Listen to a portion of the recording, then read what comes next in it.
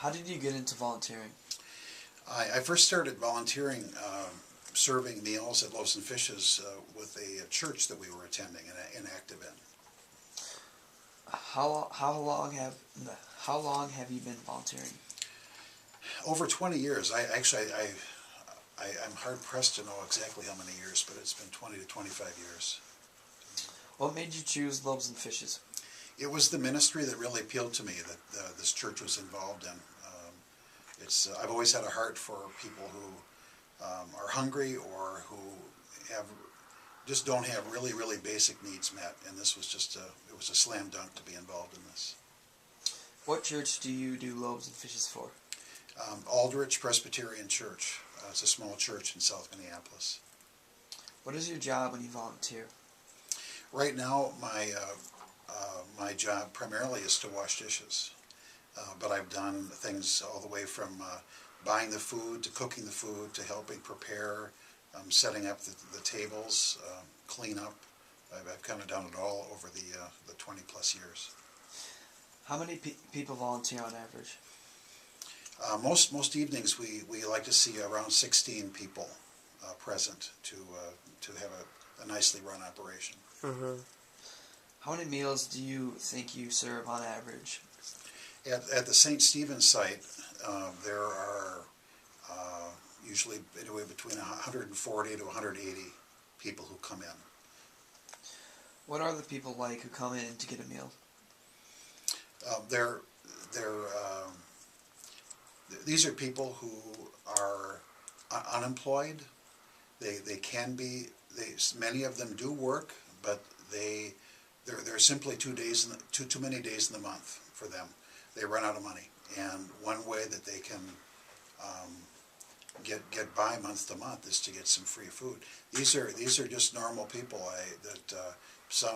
To say that they've become friends isn't exactly the case, but we do see some of the same people month after month, and these are folks who just nice. They love their kids. They're diligent in wanting to be responsible in life, but this is a huge help to them. Even people who are homeless, who we know, who come, just coming in for an hour and being warmed in the middle of winter and having warm food in their stomach, it's a huge advantage for them just to get moral support again, and then they can go off and face the things they need to face. So these are kind of pretty much normal people, but they need this help to get through. What is your favorite part about serving? It's when a couple of things. When a lot of guys who come through are jokers, and they'll see something. If there's one of us is wearing a cap that's a little funny, they'll make a comment or joke about it, and it's fun to tease them back because there's a lot of them have a good sense of humor, which is fun. The other thing that I enjoy are when kids come in. They're just excited to get a meal, and it's fun.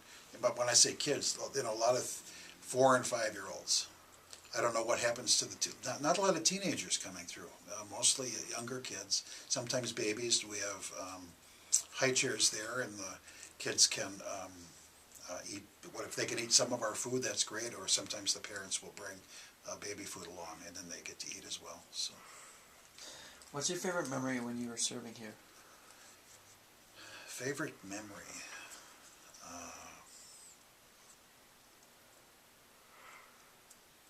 Well, the other thing, it has to do. We've had a prayer table in the back corner, and we have had. Sometimes, if we have enough servers or more than enough servers, we'll go back, and we just have a poster board, and has the word "pray" on it.